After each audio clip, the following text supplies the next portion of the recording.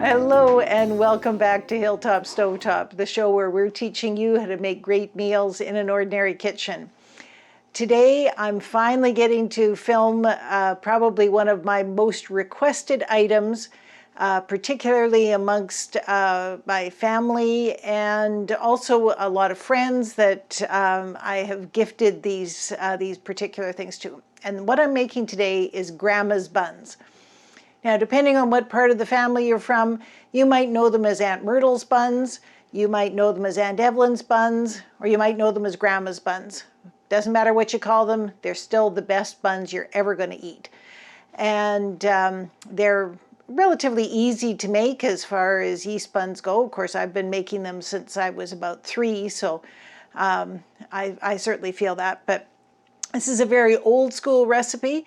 And we're going to get started right away.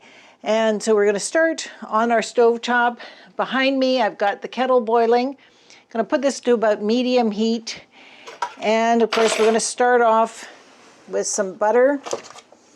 And this is kind of the funny part about this recipe. It calls for 2 heaping tablespoons of butter. It doesn't say how high to heap it or whatever. But we're talking a little between 1/4 and 1/2 cup of butter. And we're going to pop that in our pan, and we're going to put about the same amount of flour. So again, heaping tablespoons of flour into that pot. And we're going to melt this together. And I'm not exactly sure why we do this other than this being an old school recipe. I think it was one way to make sure that your ingredients started off a little bit warm. Now, as we know, when you're cooking with yeast, the temperature is key. If it's too cold, it won't grow. But if you have it too hot, you'll actually kill off the yeast, because yeast is a living organism. So we will melt the butter and the flour together, and while that's happening, I'm going to reach behind me to the kettle and get a couple of cups of boiling water. We can then add the water. We don't want to do it before because you don't want to have lumps in there. And we're just going to quickly stir that around till all the butter is melted, and it kind of it does thicken a little bit.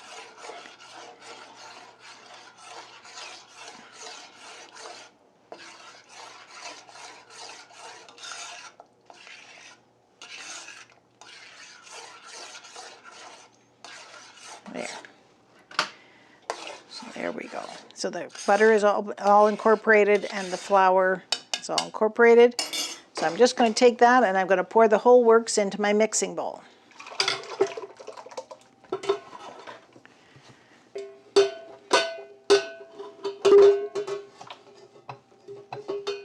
Okay, so that's step 1. So now that we've got this first part just cooling, again, we don't want it to be too hot because we don't want to kill off the yeast, but we're going to start the yeast to grow. And so we have a cup here, with about 1/4 cup of water. It's just warm water, think baby bath water kind of temperature. And I've got some Fleischmann's traditional yeast. There's all kinds of different kinds of yeast you can get. There's fast acting, there's the kind that's specific for bread makers, but this is just the regular traditional sort of stuff, and this is a brand new container. So we know that it's working well. Once you've opened up a container of yeast, make sure that you store it in the refrigerator because it will kind of go stale after a while. So we're going to take 1 tablespoon of the yeast granules. If you see a recipe where it calls for a cake of yeast, a cake of yeast is 1 tablespoon. Depends on how old the recipe is. And then we're going to take about a teaspoon or so of sugar, so that yeast has got something to eat. So it's got moisture to wake it up, and it's got a little bit of sugar to eat. And we're just going to give that a little bit of a stir, and we're going to leave that to sit and we'll be able to watch that growing up the side there.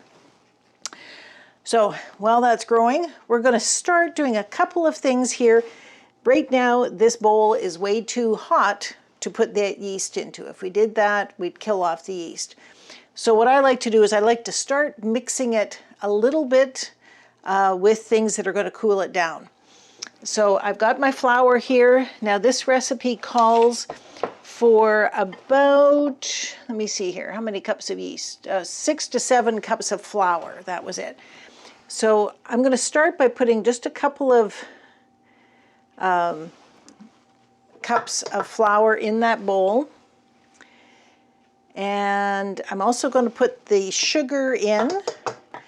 Now the sugar for this, it calls for a whole cup of sugar, which for breads and buns is a fair bit of sugar. And that's probably one of the things that makes these things so delicious, is that they do have a fair bit of sugar in them. And I'm actually going to be filming 2 sessions today, one where I make the standard buns and another one where I use part of this to make some cinnamon buns for us. So we're going to lift up this and we're going to start it mixing. As soon as I plug it in, I will. There we go. Okay, so we've got the sugar, 2 cups of the flour already mixed into this, and I'm going to add in a little bit of salt. About a ½ teaspoon is all we need into that, just to enhance the flavor a little bit. And then we're going to add a couple of eggs. And again, that pot, or this bowl, was too hot to touch when I first started off. Now it's still pretty warm, but I can touch it, so we're heading in the right direction. I'm going to take 2 eggs. It's another thing that makes this bread very rich. So if you remember from my other video where we made bread, we talked about how adding eggs to bread counts it as being an enriched bread. So we've got this mixed up just so it will incorporate a little bit better. I'm going to check my temperature, because I got to be careful if I throw this egg mixture in and this is too warm, it's going to cook the eggs right away and it won't blend in nicely. So I am going to add another cup of flour and then add the eggs, and we should be at a good temperature then. At this point, we're still only halfway into the flour mixing.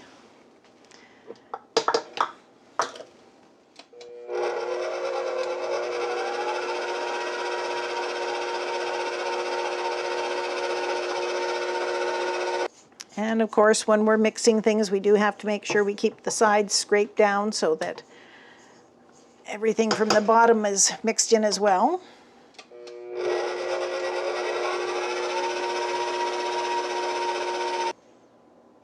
Okay, so we're at a much better temperature, but we do have to wait until our yeast has at least doubled in size.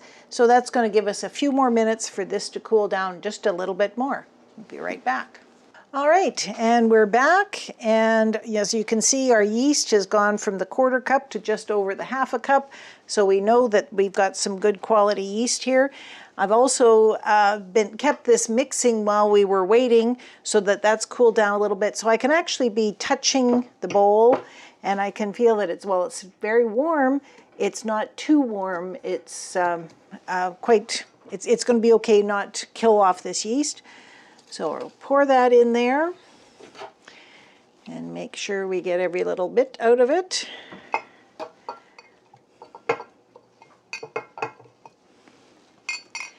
And start mixing that together.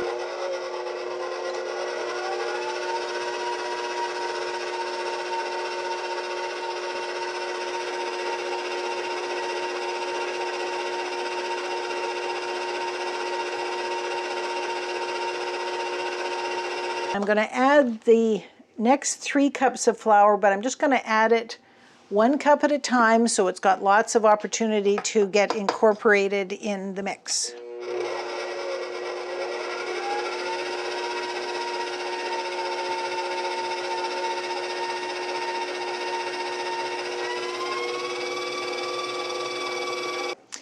And one thing about yeast buns is the more you mix it, the better they are.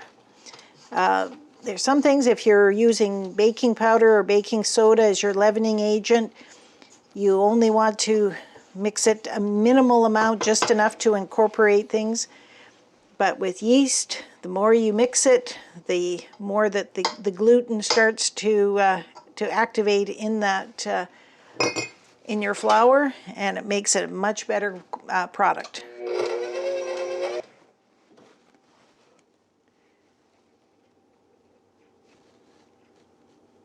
Now I'm going to do this 2 more times till I've got up to 6 cups in total, and then we'll be back to finish things off.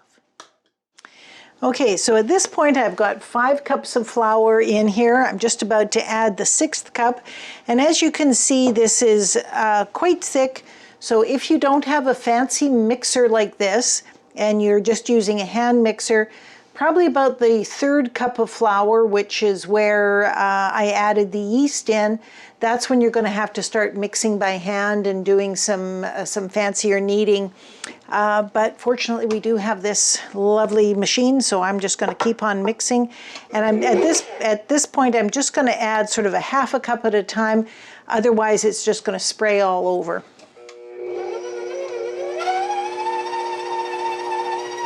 Might do that anyway.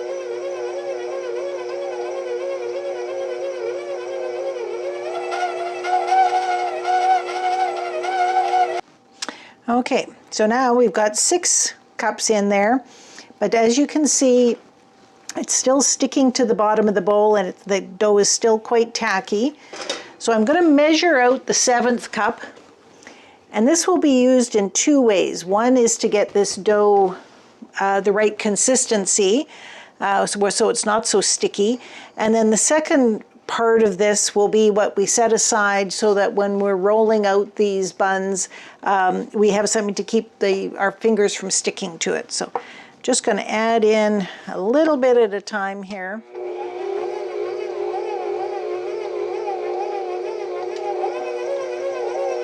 Okay, so it's not sticking to the bottom of the bowl anymore, but it is still just a little bit tacky to the touch.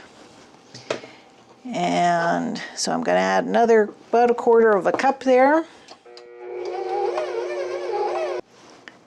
Perfect. So when I poke my finger into it like that, it doesn't stick to my fingers. So now what we're going to do is take the dough hook out, because if I leave that in, it will just make a big mess as it's rising.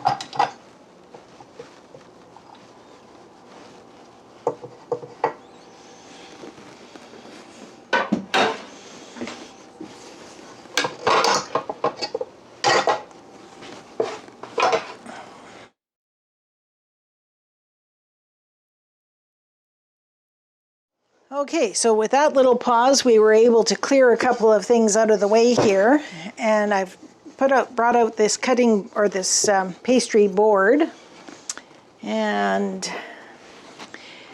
I'm just going to put a little bit of finishing touches onto the dough here.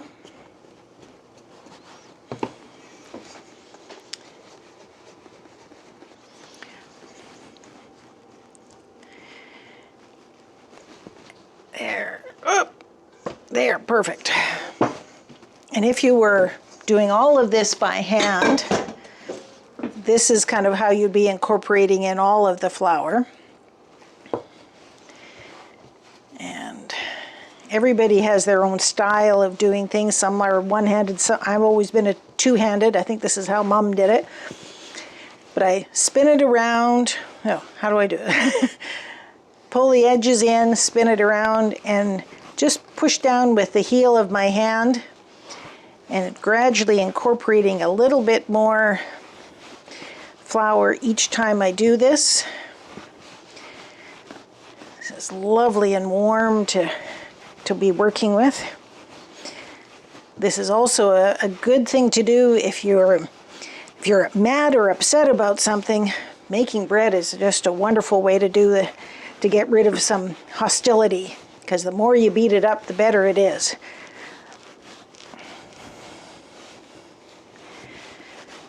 There we go. I think we're in pretty good shape here. So now what I've got here is I've got a separate bowl, and I've put just a little bit of oil in the bottom of this bowl. just so that things don't stick to it. We're going to put the dough in there and turn it around. And by putting that oil coating on it, it's also going to keep the outside of the dough from drying out as it rises. So there's our starting point. I'm going to cover this up with a clean tea towel now and let it sit. How long it has to sit is dependent on the temperature in your room. If you've got a nice warm house, it might be an hour, hour and a half. Aunt Myrtle, who was always the best at making these buns, used to make them at night and put them down in the basement where it was cool and let them take the whole night to rise in the cool temperature. So it depends on how what your house temperature is, how long it's going to take, but we'll keep an eye on it. And when it gets so that it's almost to the top of this bowl, then we'll be ready to form it into buns. So we'll see you in a little bit. Okay, we're back. It's about 2 hours later, I think, give or take a bit. And when we reveal, here we go. We've got this beautiful dough and looks lovely. And we're just going to give it a quick little squish and bring it down to a reasonable size again. And you hear that, I don't know if you can hear it squeaking, but that's always a good sign when you can hear a little bit of squeaking. So now we're going to dump that out onto the board.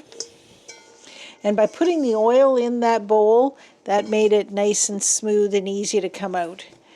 And I am going to give it just another little quick knead here.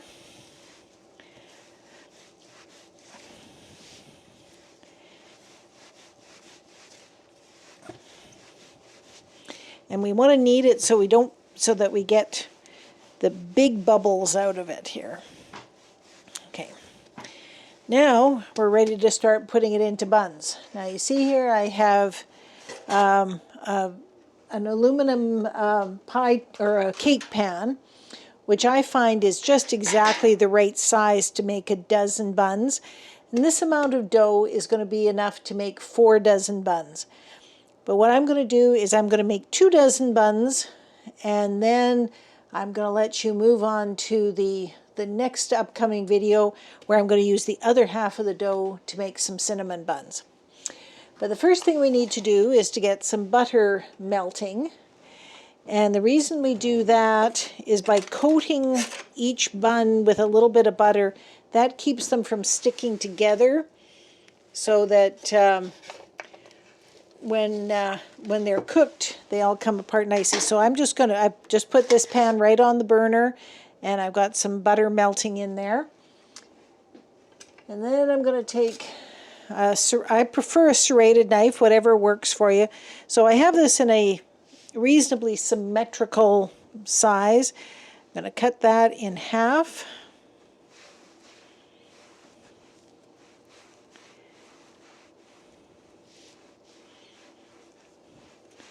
And then I'll cut the other half, each one of these in half.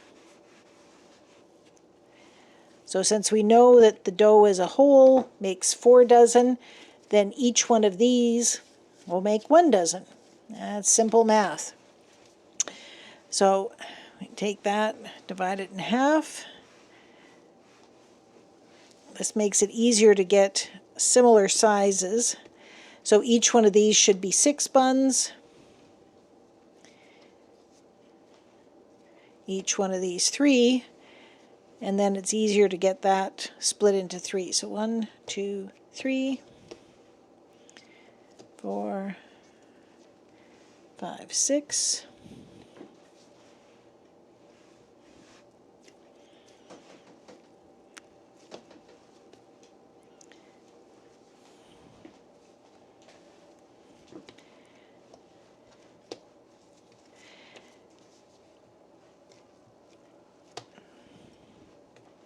Okay, so there's our first one split into buns. Now the trick here is to get a smooth surface on these rounds. So the way you do it is you take your little piece of dough and just be pulling in the edges with your thumbs and going around and around and around.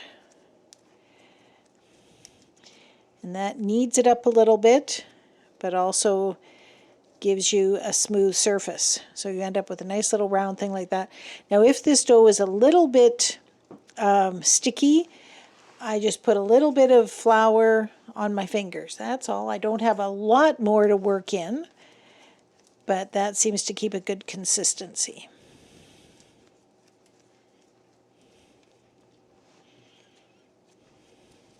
And we're back. We've got our first 12 buns formed up.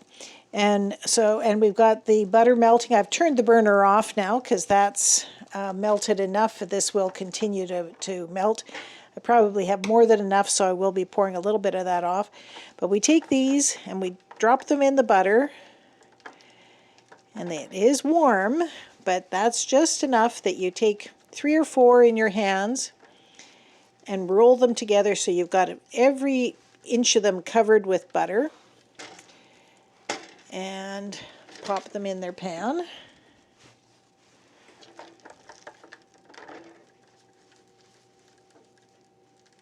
What I find is if you put 3 in the middle and the other 9 evenly dispersed around the outside, it comes out just about right. So there's our first dozen. I'll do up the second dozen.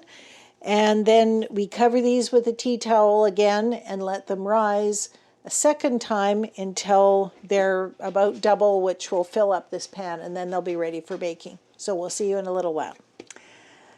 All right, and we're back, having patiently waited for these beauties to rise up. So if you recall, when we put them in there was space in between them, and now there's not, because they have risen up just beautifully. And because we had coated them with butter, that has kept the surface from getting all dried out. And now we're going to pop them in the oven. We've got the preheated to 350 degrees. And we're going to pop these in the oven for about 25 minutes. And we'll see you after that. All right, so we're at about 22 minutes, actually. I'd said 25, but we're a little before that. But we just had a little peek, and I think these babies are ready. So let's open her up. You could tell just by the smell of them that they were ready. Isn't that gorgeous? All right, so now our buns have cooled enough that, that we can give them a try. And you see how they just break apart because they've had that nice buttery texture or buttery coating to them. And I'm going to just get you to see if we can have a look at the nice texture on that. And beautiful fine grain to that. And of course, we want to show off how wonderful they are when they are fresh, and we can add a little bit of butter to that. And it doesn't get much better than that, other than you poor folks on camera land can't smell how delicious that is. So thank you for joining us again at Hilltop Stovetop, where today we were making Grandma's buns. And don't forget to like and subscribe, because the next video is using this same dough to make cinnamon buns, which are going to be absolutely fantastic too. So thank you for joining us here today. Bye-bye for now.